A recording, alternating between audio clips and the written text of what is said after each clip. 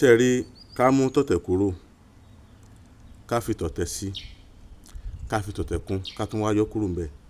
Taye Currency ń kọrin, olórin ni Currency o, wàláì tàláì. Gbogbo ẹ̀yin Àpèsìn fans club kò dùn fún yín. Alhaji Taye Currency ń kọrin, but orin tí wọ́n kọ kíní fídíò tí ẹ̀ ń wò yìí tí mo post ní àná, púpọ̀ àwọn èèyàn wá sí Alhaji Taye Currency gbọ́. Àwọn èèyàn sì wọ́n gbọ́ pẹ̀lú orin yẹn. Kí ni reason tí wọ́n fi sì wọ́n gbọ́ ni wípé lójú àwọn kan wọ́n wò wípé Taye Currency kí ni gbogbo tó ń sọ yẹn pé só nídìí ẹ̀ ni pé kí ni kìnìkan. Àkọ́kọ́ wọ́n nídìí ẹ̀ pé bóyá ọmọ ẹ̀ sì gbá ọmọ ẹ̀ ṣàwò, wọ́n nídìí ẹ̀. So ilé fi mọ̀ wípé àgbà ni wọ́n ń dìṣẹ́ wọn. Àkọ́kọ́ nìyẹn. Ṣẹ́rí ẹlẹ́ẹ̀kejì ni pé kì í ṣe àwọn nìkan ni wọ́n ó kọ́kọ́ ṣe tán ṣe yìí. Àwọn ọ̀rọ̀ tán dẹ̀ sọ yẹn ọ̀rọ̀ tó ní ìtumọ̀ fáwọn ọlọ́pọlọ fáwọn ọlọ́gbọ́n ni.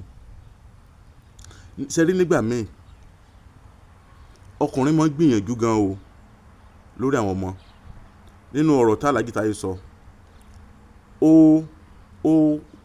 nǹkan tó ní ó fi tọ́jú àwọn ọmọ ẹ̀. Méjì wà nílẹ̀kùn bí ó bá sílé á sí òde.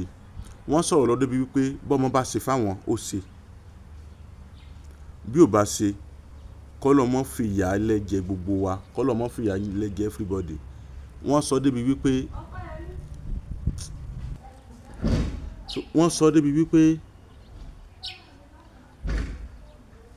káàtì àbúrò kí bóyá because àwọn ọmọ náà ń ṣe tiwọn. So kéèyàn má wo ọwọ́ ọmọ kan wípé bóyá ọmọ kan ni ó ṣe fóun. Àdẹ́ ṣe àwọn pé kò sí bọ́kùnrin sì lè ṣe tó. Still náà púpọ̀ àwọn obìnrin kan wà tí wọ́n máa ń kọ ọmọ wọn sí bàbá wọn.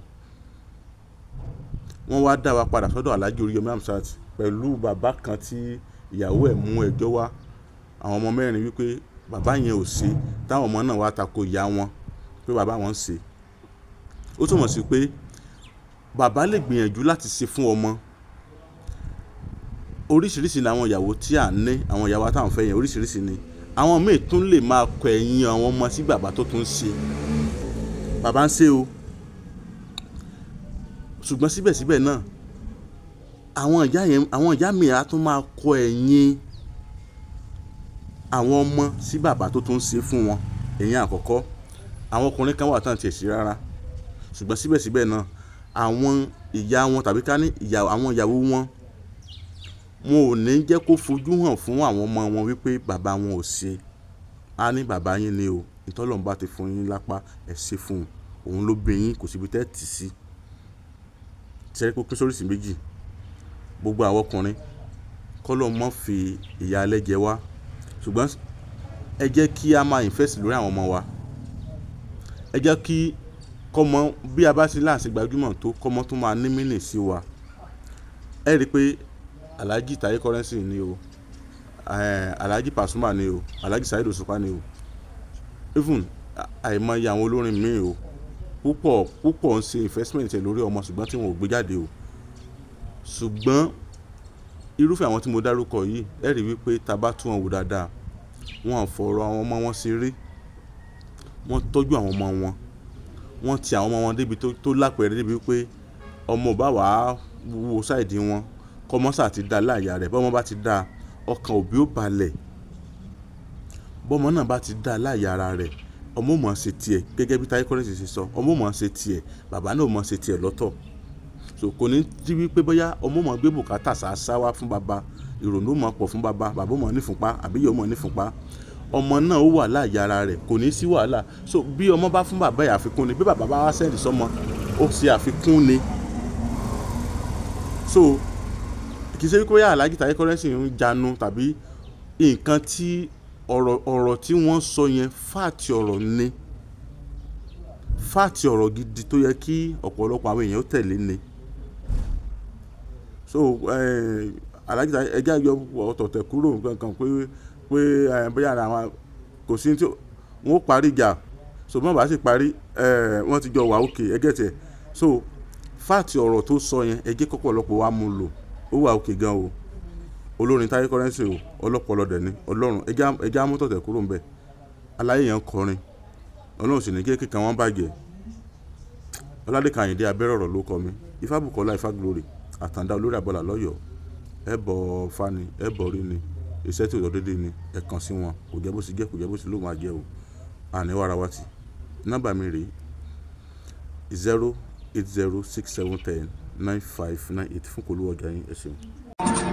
àṣeyẹ lálákọ̀ máa ń ṣe pọ̀ ilé ẹ bá ṣàṣe lágbára ọlọ́wọ́ bá o lágbára ọlọ́wọ́ bá Ifá Bùkọ́lá Ifá mi gbèrú bàbá mi kẹpẹ́. bẹ́ẹ̀ ni o Elédùmarè fi àṣẹ wí bẹ́ẹ̀ jẹ́ bẹ́ẹ̀ ṣe wí àtẹ̀gbò ṣùgbọ́n ó ní àwọn ẹ̀dá kan tẹ́lẹ̀dùn àfihàn wípé kí wọ́n máa fi tú kí wọ́n sì máa fi ṣiṣẹ́ ìwòsàn. àdúpẹ́ o Elédùmarè ó ṣeun ẹja tó ń da ibú làmú òjò apá lọ. babaláwo Ifá Bùkọ́lá Ifá glory àtàndá olórí àbọ̀là ní Èdùmarè ń lò lọ́wọ́lọ́wọ́ láti kojú gbogbo àìsàn àti ìdí ayé gbogbo tó ń da ọmọ ènìyàn láàmú. ara ẹ bá mi kálọ o sádọ̀rọ̀ àtàndá olórí àbọ̀là gbèsòro débẹ̀ dandan yóò dẹ̀rọ̀ o gbogbo ayé ló lọ síbẹ̀ o. irú ìṣòro àìsàn wo ni tiẹ̀ àìní iṣẹ́ gidi lọ́wọ́ ìpọ́njú ìkórira promise and fail ìjákulẹ̀ lẹ́nu iṣẹ́ kí èèyàn ṣiṣẹ́ kó má lákòjọ. ogun ni àìrọ́mọbí àìrọ́kọ tàbí aya rere fẹ́ oyún ìjó tàbí oúnjẹ ojú oorun. báwo ra rẹ̀ ràn tètè ojú kó jàǹkárí wọ̀ ìdènà ni ẹnìkan kò lágbára o àyàfi ọba Ìdùmarè tó ní káwọn ẹ̀dá kan máa fi ewé àtẹ̀gò ṣe wòsàn tó sì rí bẹ́ẹ̀ ṣe bẹ́ẹ̀ ọ̀gọ̀ọ̀rọ̀ àwọn èèyàn ni wọ́n ti dá láyọ̀ babaláwo Ifá Bùkọ́lá Ifá glory àtàndá olórí àbọ̀là ẹ̀ ṣe o Ẹlẹ́dùmarè tó ń tú àṣírí gbogbo ogun fún yín ò ní padà ẹ̀yin náà kàn sí wọn o gbogbo ẹni tí ayé rò pé kò lè rí ọ̀nà àṣeyọrí mọ́ bóyá ẹ̀yin sì fẹ́ bọ́rí tàbí ẹ fẹ́ bá Ifá ní gbólóhùn ẹ tún lè ta Ifá lọ́dọ̀ wọn ẹ kàn sí wọn nílùú Ọ̀yọ́ Aláàfin bus stop tẹ́ ẹ bá ti dé kí ẹ sọ fún ọlọ́kadà wípé ọ̀dọ̀ bàbá Ifá Bùkọ́lá Ifá glory àtàndá olórí àbọ̀là lẹ́ ń lọ wọ́n wà ní ìlú péjú 1 sábò Ọ̀yọ́ Aláàfin telephone 08032834630 tàbí 0705288104 ọ̀kàràkàn yìí ná Ifá gbáyé lọ ìrí òkè gbogbo wa. nínú òní di o yọ yẹ wa o kò ní yẹ ẹ lẹ fún wa ó ti rí bẹ́ẹ̀ ó ti ṣe bẹ́ẹ̀.